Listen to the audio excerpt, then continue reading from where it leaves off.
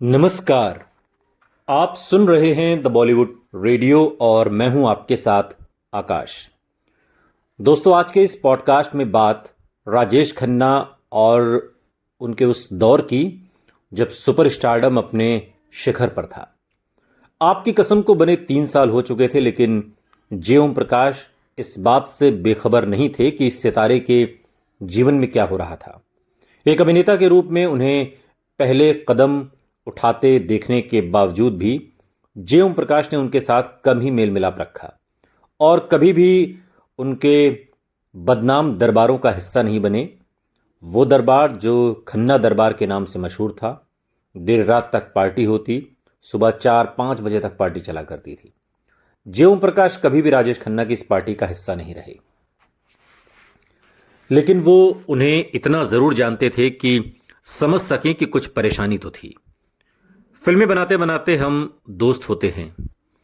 वैसे मैं दोस्ती की उस मंडली में नहीं था जो शाम को मिला करते थे। एक इंटरव्यू में जे ओम प्रकाश कहते हैं और वो बताते हैं, उनका मानना है कि राजेश खन्ना जो भूमिका अपनी असली जिंदगी में निभाने लग गए थे, उसका असर उनके काम पर पड़ने लगा था। आप असल जिंदगी में एक किरदार जीते हैं, इसलिए आपकी आम चाल ढाल, आपके ख्यालात, आपका अपने काम और लोगों की तरफ रवैया अहम भूमिका निभाते हैं। उनका मानना है कि इस दौर में कहीं पर राजेश खन्ना के पर्दे के पीछे की परेशानियां उनके काम की तरफ रवैये में भी उतर आई थीं। वो जैसे निजी जिंदगी में थे वैसे ही नजर आने लगे थे। वो चाहे ये मानते हों कि राजेश खन्ना के ज्यादा नजदीक नहीं थे, फिर भी जे ओम प्रकाश ने राजेश खन्ना की मुश्किल को सही सही समझ लिया था। वो अभी भी इतने लोकप्रिय थे कि भूमिकाएं मिल जाती थीं, लेकिन बार बार उनकी फिल्मों की नाकामयाबी उन्हें दोयम दर्जे पर दिखाती थी।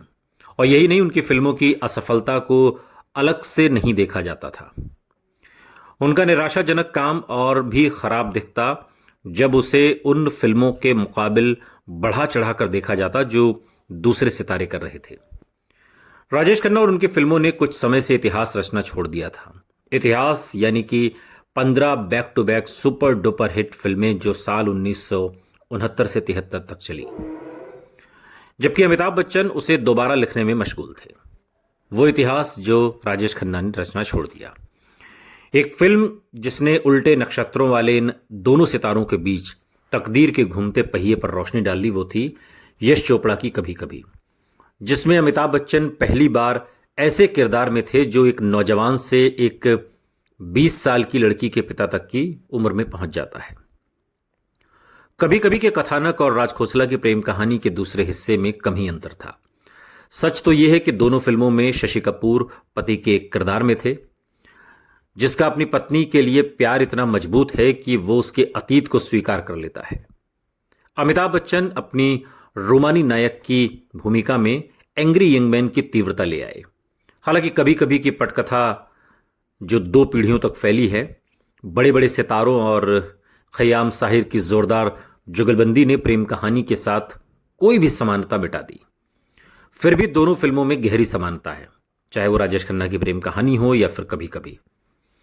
और अमिताभ बच्चन की जगह राजेश खन्ना को प्रेम में ठुकराए गए कवि के रूप में देखा जा सकता है।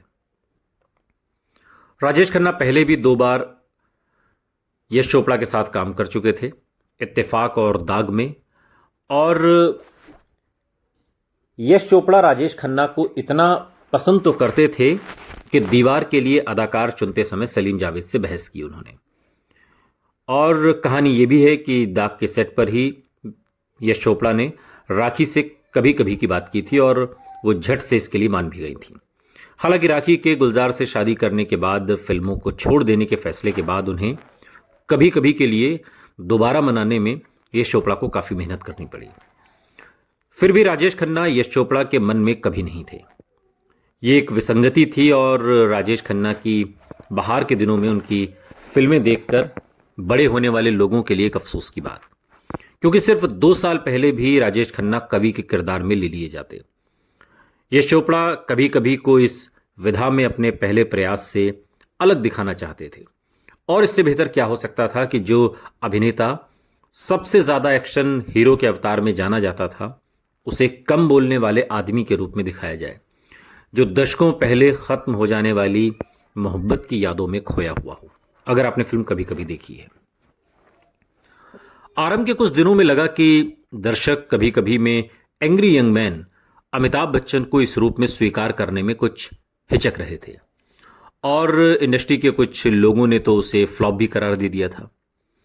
इसकी हवा राजेश खन्ना तक भी पहुंच गई, और अफवाह है कि उन्होंने फिल्म कभी कभी की निराशाजनक शुरुआत का जश्न मनाने के लिए तत्काल एक पार्टी दे दी।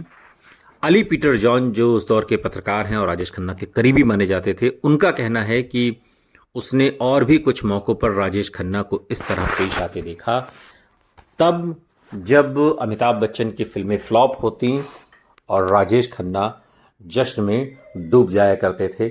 ऐसा कई फिल्मों के दौरान हुआ, और ऐसा तब हुआ जब राजेश खन्ना के सितारे गर्दिश में जाने लगे, और ये सोचकर उन्हें बहुत खुशी होती थी कि जो गलतियां करियर के दिनों में मैंने की वही अमिताभ बच्चन कर रहे हैं। और अमिताभ बच्चन की इस नाकामी पर राजेश खन्ना आशीर्वाद में जश्न मनाया करते थे। सुनते रहिए द बॉलीवुड रेडियो, सुनता है सारा इंडिया।